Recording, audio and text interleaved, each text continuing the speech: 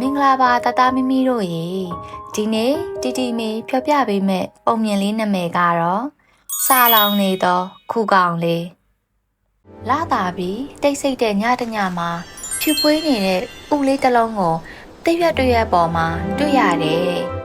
ဒီလိုနဲ့မနက်မိုးလင်းပြီးနေထွက်လာတဲ့အချိန်မှာတိတ်ရွက်ပေါ်မှာရှိနေတဲ့ဥကလေးတွေကနေခုကောင်သေးသေးလေးတစ်ကောင်ထွက်လာတယ်ပြင်ကိုရောက်လာတဲ့ခုကောင်လေးဟာတဖြည်းဖြည်းတစ်ကိုင်းပေါ်မှာတွားသွားရင်ဟိုးတီ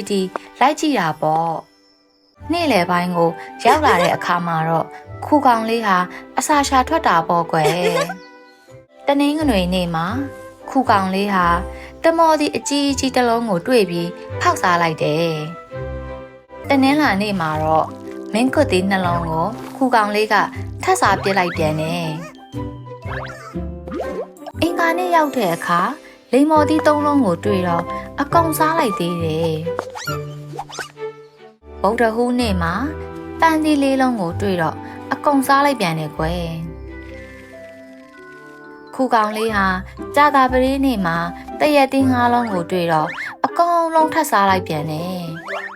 တောက်ကြနေ့မှာတော့အရန်စာလောင်နေတဲ့အတွက်ငှက်ပြောသီးတစ်လုံးရေခဲမောင်တစ်ခုစတော်ဘယ်ရီသီးတစ်လုံးမုံလာဥတစ်ဥဖရဲသီးတစ်စိမ့်နဲ့ခရမ်းချင်သီးတစ်လုံးပြောင်ဖူးတစ်ဖူးရုံးပရီသီးတစ်တောက်တကြားသီးတစ်လုံးနဲ့နက်နက်သီးတစ်လုံးကိုစားလိုက်ပြီးတော့